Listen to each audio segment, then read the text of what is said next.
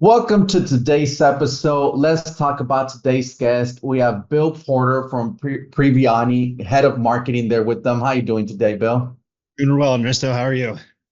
I'm doing great, great. It's great to have you on. We were discussing a little bit about what Priviani is all about, and I'm sure our listeners are going to be tuned in because this is something that's got to be looking forward in 2024. So, in your own words, Bill, can you tell us a little bit more? Yeah, I think so. Privaini has been around since about 2021. We are really I think the table stakes for data privacy and insights into someone's data privacy score or not score posture is the best way to put it. So we are think of it this way. Think of it as let's just take your company for example. Let's take Pathmonk has a set of customers. You have a customer facing website. You collect data, right?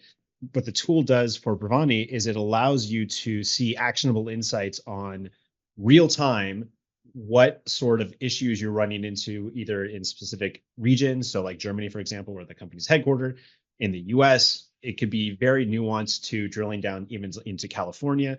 It goes into what that privacy posture is and how you can either make adjustments to stay with current regulations, or if there's upcoming policy changes, you can get ahead of those and make sure your notices are correct and things along those lines.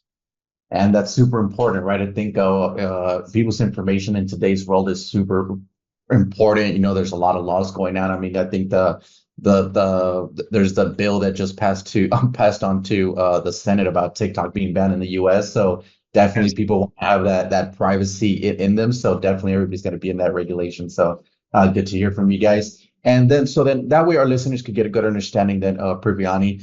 What would you say then is a key problem that you guys like to solve for clients? Yeah. So the problem we're trying to solve is we'll start with let's start with who's purchasing it and why they're purchasing it, right? So because I think that helps get to the why question. Mhm. The buyer is someone who is familiar with data privacy, familiar with the laws and regulations, but typically this is a person in a company that is a smaller team, relatively limited resources, but you're talking about hundreds of regulations around the world that they're trying to keep up with. So it goes to kind of their need of a tool that will do a lot of this through AI, through automation that will help them really stay up to date in a programmatic way with these ongoing policy changes. Like you referenced, the one that's possibly having TikTok banned. There's the concept of data brokers, which the White House actually did an executive order this past week focusing on not allowing um, third parties, which were data brokers, to sell information really internationally and certain information too. There's a lot of ongoing changes, and the the UK is introducing regulation really focused on AI and data privacy around AI, and all these are new. That we're not even touching regulation that GDPR, CCPA, like all these things that have been around for what feels like forever, but really has only been a handful of years, if not more. I think that's important. Yep. And I mean, you were talking about your clients. I mean, these regulations, like you mentioned, they're all over the world. So, is your vertical segment, are companies, is your ideal ICP someone that works globally? Is it more of a USA or UK, or what would an ideal ICP be for you guys? Yeah, and that's a good question. I think it doesn't for us. It's really agnostic. It could be any. You could be focused on one specific region. Take a company that just sells in California, or if you're looking at just in the UK, they could be that granular. But for the most part, realistically, a lot of companies are at this point international, and especially larger social media companies or companies that deliver food or pick up people in rides. All those names, I'm not going to go into those specific names, but those are ones that really have these a local headquarters, but then their customer base is somewhat expanded. So it's really, it runs the gamut. I'd say all of our current clients have at least they have multiple states they're dealing with if they're locally in the U.S., or they are internationally or looking to expand, which is another value prop. Is okay, I want to go into picking something randomly. I'm going to go into Brazil, or I'm going to go into Germany again. We'll go back to there. I want to understand the privacy Laws. laws before I get in there. Yeah, definitely. That's super important, right? And like I mentioned, that it's gonna. I think it's just gonna get a lot stricter for companies because everybody wants privacy. So definitely, if you want to go into a market, you got to know what the laws, the regulations are. So definitely Well, important. and the key too, which is really fascinating, is there's been a bunch of studies and things along. It's not just the laws, because the laws are one thing, and there's a lot of laws, and some of them are actually very, very granular. It's the enforcement of the laws. So on that side, it's a really interesting paradigm because there are all these laws that majority of the companies that we initially interface with have some sort of discrepancy with. Now, can prioritize those internally and go and target those, but I think the bigger question that our clients come with is, okay, we may have a few things that are out of whack in terms of cookie policy or whatever it is, but what are those fines? What's the odds of getting fined, and how do we prioritize, essentially taking my internal resources and putting them against something, such as just to give you an example, the ICO, in the UK sent out a letter to the top 100 websites in the UK, just all the sites that are doing, think of normal large scale B2B or B2C work, and it said you're out of policy you're violating our cookie policies. Very strongly lettered letter, and all these companies had to figure out how to actually piece it together to get into, well, to abide by the laws, I guess is the best way to put it. So yeah, it's an interesting paradigm, I think. Definitely, definitely. So then, how would somebody usually find out a company find out about Privani? Is there a top client acquisition channel for you guys? Yeah, so we're primarily focused on content, SEO at the moment. We're also going through really a network effects of, because the data privacy community is pretty tight knit. We are leaning very heavy into benefits, value prop, and referrals. Those are kind of the key elements at this point to get our name out there. Definitely important. All right, awesome. And so that way, our listeners who are tuned in can go ahead and visit you guys. You could always check them out at priviani.com. What role does the website then play for client acquisition at the moment, Bill? Yeah, so the website is currently really our largest brochure to understand not only what the product does, but where we fit into the ecosystem in terms of regulations we monitor, in terms of what the problems we solve. So it's a lot of it is identifying certain areas, certain industries. So we do go by vertical of industry. It's really a large information gathering source for our customers, or potential customers, to learn more about us. Because if you think about it, you start with the journey of someone in data privacy refers you over to us. You know a little bit about us. Maybe you get a one sentence kind of elevator pitch from them. Then you go to the website, which we're getting a lot of organic traffic and referral traffic. It really acts as that, oh, I'm going to dig in and learn about specific features of a product. Definitely. Okay. Awesome. Awesome to hear that. And well, I mean, on that note, would there be any tips or methods that you would recommend to our listeners as far as some website lead generation? Yeah, I think it's always important to really focus on that buyer journey and where they're coming in and how they are progressing down, getting more information. It's one thing, we have a blog that fairly new, but has a good amount of content in it. But understanding how to categorize, how to understand, how to really put in information that is relevant to that, call it handful, what 5% of buyers, because with the whole 95% out of market, 5% in market rule, with that 5% of people that are actively looking to purchase. So having that customer journey is critical. And then also for us, because we're leaning really heavily into the value prop of the product, showing big, beautiful pictures of what these people are going to get in terms of dashboards, understanding of what what the network effect looks like. So really showing a little bit about the product as well. So it's a combination of really high quality content with beautiful imagery. And that's really where we see the greatest success, is taking that step in terms of overall design structure of the site. Definitely. Okay. Awesome. Great to hear that. That's some great advice there from you. And well, let's switch gears a little bit, Bill, and let's talk about you. Let's talk about you being the leader there for Privaini, being the head of marketing there. What are some key tasks you like to focus on your day-to-day work? So because we're a relatively small team, the biggest thing that I find value with is talking to customers and talking to prospects, understanding where they are at the moment in terms of the landscape of data privacy, even where they are internally with any decision making they have on, for example, the easiest one to explain is, cookies and cookie policies, opting in and opting out. There's a plethora of regulations that they have to fall into. But I think when you're talking specifically about kind of the fundamental aspect of marketing, it's listening to your buyers and your potential buyers, because you could tease out a lot of whether it's you're talking product marketing. So you could talk about what features you want to add in. You could talk about what messaging you want to push through, what content you need to actually, implement or adjust, whether it's in a blog form or a white paper form. Just understanding that conversation and having as many of those as we can is critical, I think, in the day to day. Definitely. All right. Great. That sounds like you have a full plate on your hands there. So thank you so much for sharing that.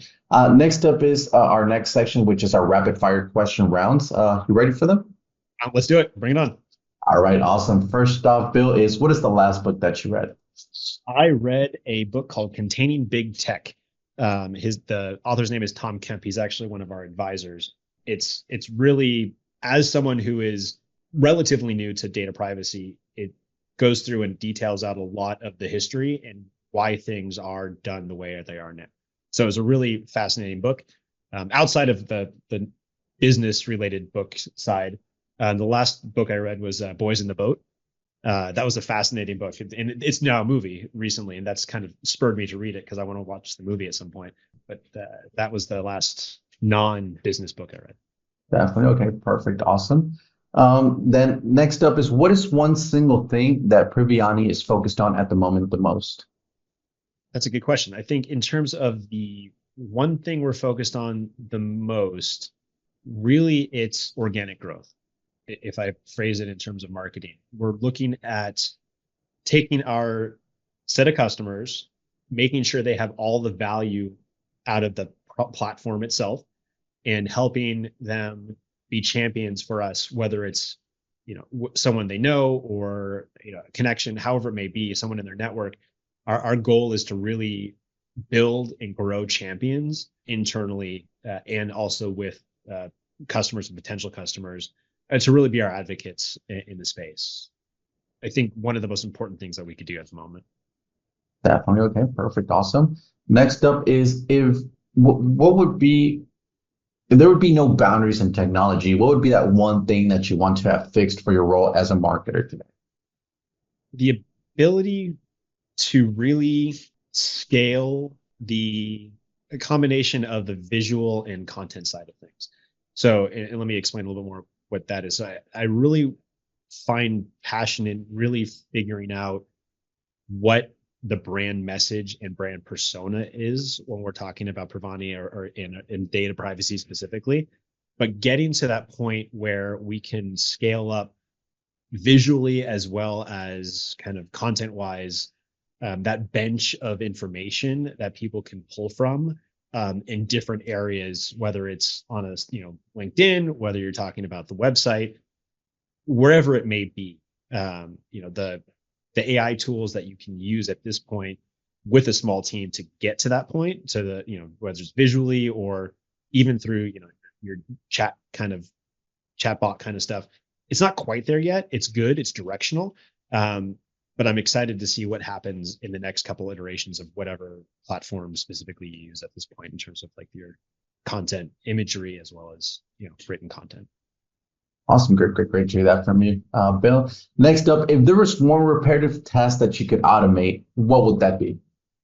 I think a lot of it comes down to condensing conversation. So we talked at the beginning about one of the values of getting in front of customers, getting in front of prospects.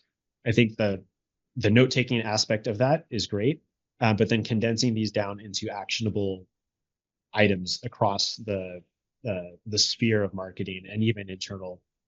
How does that? How can we get from, call it 2 pages of notes, into actual tasks that we could either create or splinter off, that makes sense. So that sort of logic takes time, and that would be great to have a something to automate that flow. Definitely, that would be great. Awesome, awesome, Bill. And well, lastly, Bill, what is one piece of advice that you would give yourself if you were to restart your journey as a marketer today? So I started marketing, gosh, about 20 years ago now, and it was right when analytics and numbers were just starting to get introduced into the digital marketing set. At least numbers that were reliable. When you first started about digital marketing, a lot of the data and information that was given to you was first party, and it was given by the actual owners of the site. And it wasn't there was no consistent format. There was no, like, Google Analytics was very, very early on. So I would say the one piece of advice I would say is, as numbers have evolved, marketers have gotten very, very, I guess, granular with that set of data in terms of actionable items. Now, given where we are in data privacy, and we're almost starting to see the other end of the spectrum, where we're talking about numbers not being as reliable. So talking about, for example, if Google, social media, all the cookies being removed, your personas that you've created over the past 10, 15 years are starting to get the data, the percentage of actual reliability on these is starting to get smaller. So I'd say the one piece of advice I would say is continue to trust your gut, because your gut, when you start, you get there and then you start building the data sets. And yes, data is good to guide, but at some point you've got to understand the market, your customers, and go with kind of your instincts on things. And I'd say that's the one thing, is continue to stay true to who your customer is, your customer base is, and go with your instincts where it makes sense. Definitely awesome. Some great advice there. I do also believe that when you're starting, it's nice to have that gut. And well, Bill, we're coming to the end of the show here, but I do want to give you the last word before we end the show today. If someone forgets everything about the interview today, what is that one thing they should remember about Priviani? I think the one thing I would have someone remember is, if you are in a position where you are collecting consumer data, and that could be a purchase in B2C, that could be a B2B transaction, whatever it may be. If you are sitting on sensitive information, there really shouldn't be there should be something that you use, Privaini being a great example, to help you check and make sure you're in regulation, because a lot of companies are not. And when we start talking about percentages of companies that come to us and we run reports, a lot of companies are out of certain regulations. I would really focus on kind of finding a tool like ours. Happy to, talk to anybody who wants to listen. Run some reports and understand kind of where your gap is. That will help you decide if a tool like ours makes sense long term, and how we can help you kind of continuously monitor things. So I think that would be the one takeaway for us. Definitely awesome. Hey, well, thank you so much, Bill, for sharing that with us. To our listeners, check them out at priviani.com. Thank you so much to your listeners for tuning in. Bill, thank you so much for being on today's episode, and I'm looking forward to next episode at Path Monk Presents. Thanks a lot, Bill. So thank you.